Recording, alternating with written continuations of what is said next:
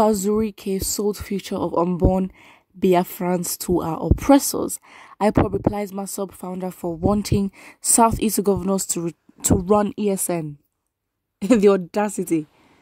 The indigenous people of Biafra has said it cannot work with the founder of the movement for the actualization of the sovereign state of Biafra, Chief Raphael Uwazurike, saying he sold the future of unborn generations of Biafra to their oppressors.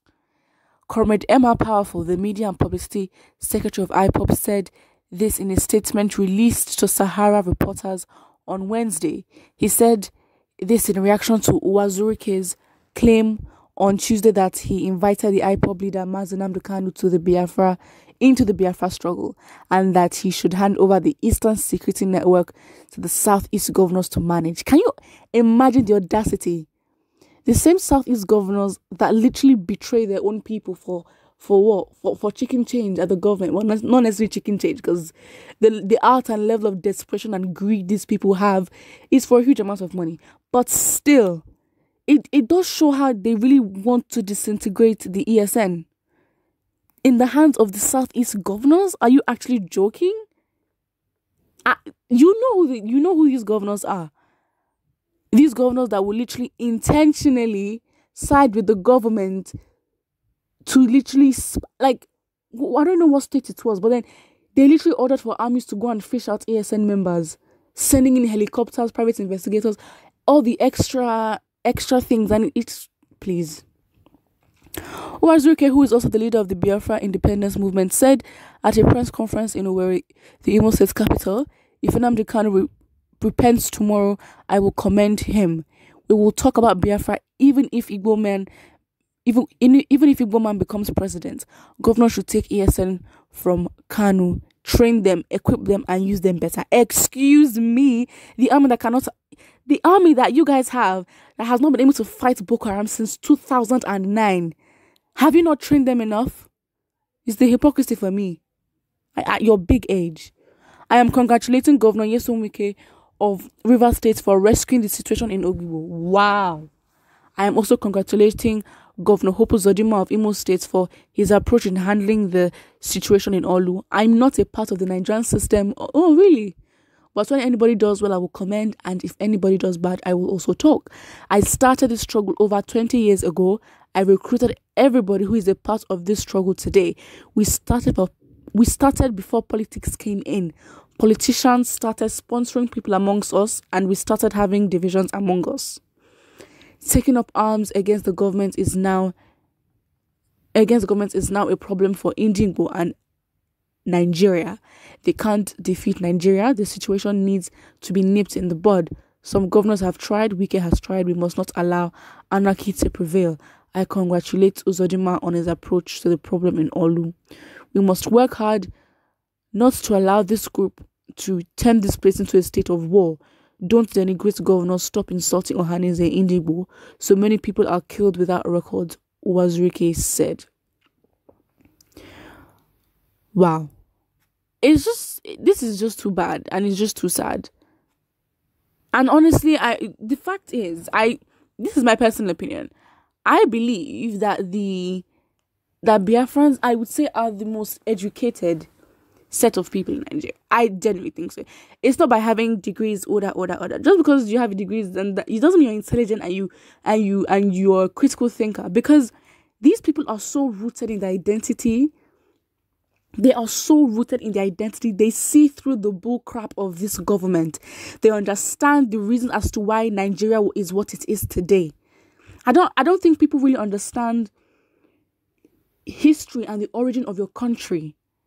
Like, why are we here today? Because the division is just so much for a country to be called one. If you analyze, the tribes are just too different, and we're under one country, and then different tribes are agitating to, or they're fighting for them to be presidents.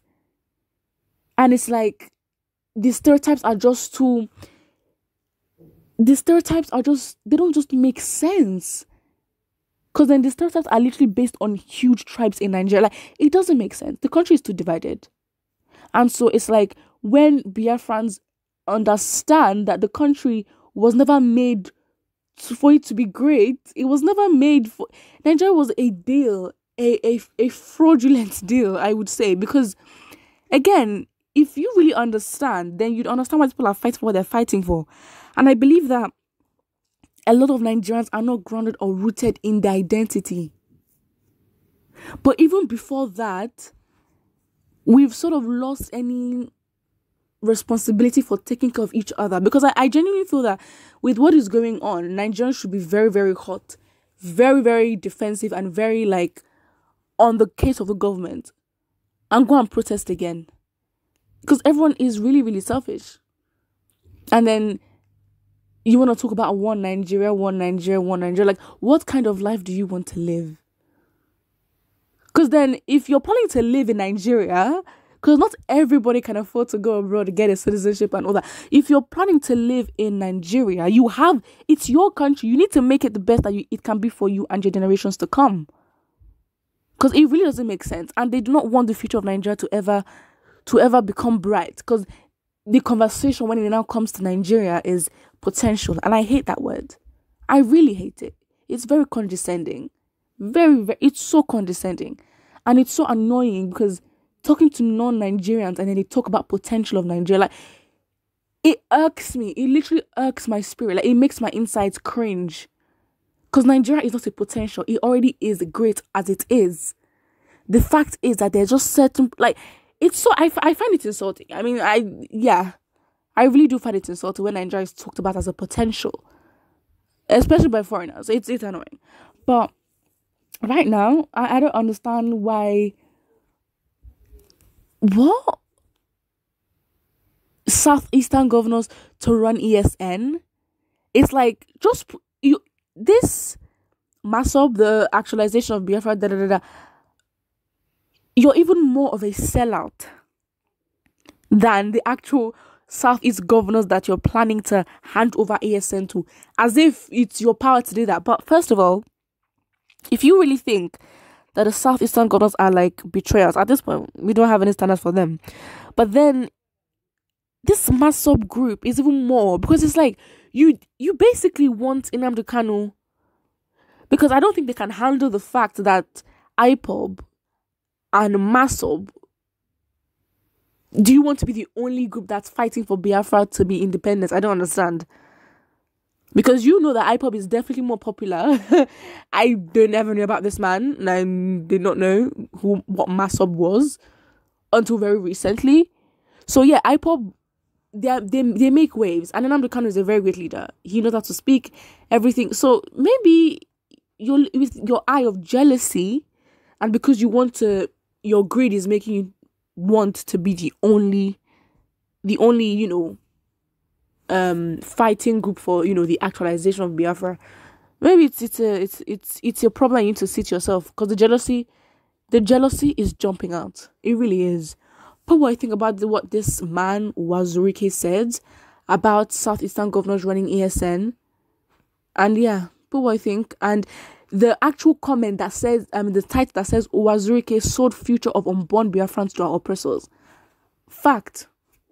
Argue with yourselves. Put what you think in the comment section below. Do not forget to like and subscribe.